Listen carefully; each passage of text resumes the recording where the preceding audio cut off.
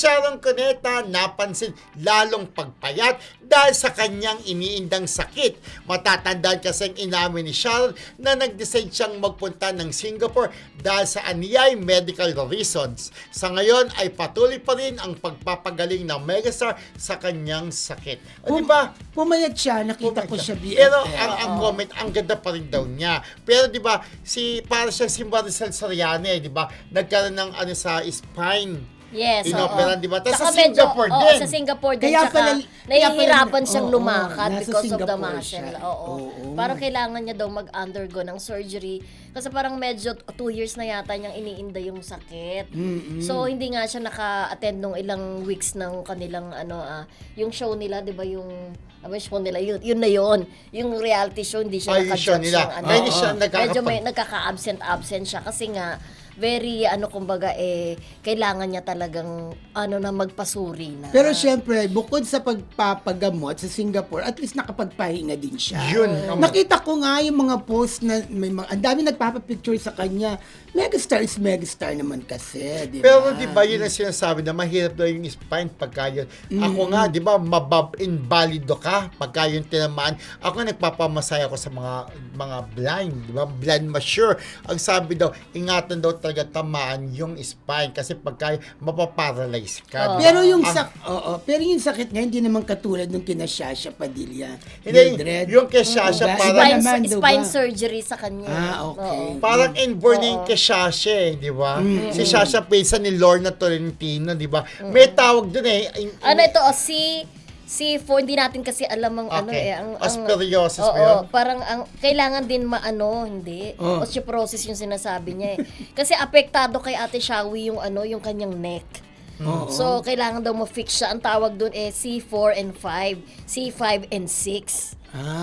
May medical, hindi naman natin alam. Hindi tayo masyadong sa mga medical terms, di ba?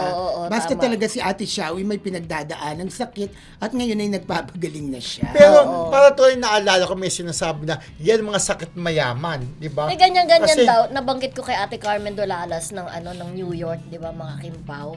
Kasi medyo nagsasuffer din siya sa kanyang neck Medyo may injury din siya sa spine kasi nga mayroon din siyang osteoporosis.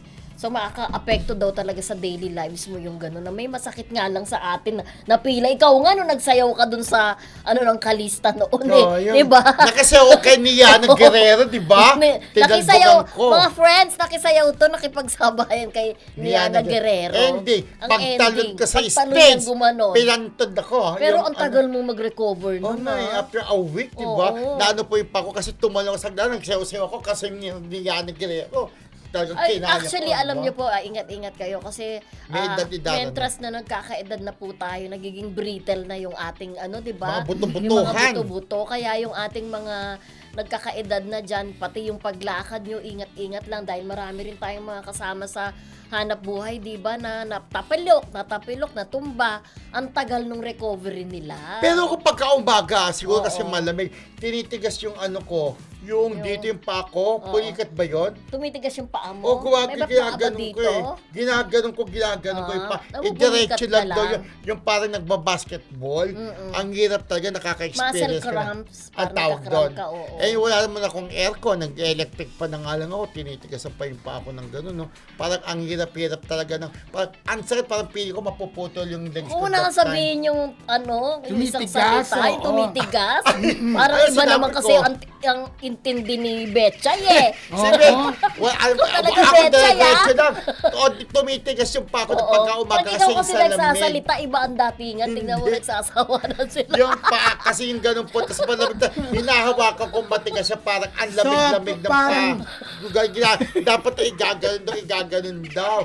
Ang sakit! Naku, si Betchay, no? Tawang-tawa sa tumitigas. Mag-ano na lang tayo, mamaya TikTok. Hindi, yung kamay talaga, minsan tumitigas Hindi, talaga, paa. di ba? Ay, paa. Oo, Tsaka yung kamay ganito, din, oo. di ba? Hindi mo mapagilan ng pagtigas minsan. Anong tawag doon? Sabi ni Miller Bell, Minamulikat. Pinupulikat. Oo. Pulikat. Ayun. Pulikat. Kasi sabi nga, lalo Ba't sa kasi mga... saan naman ang galing yung tinitigasan? Yung paa. Yung pa.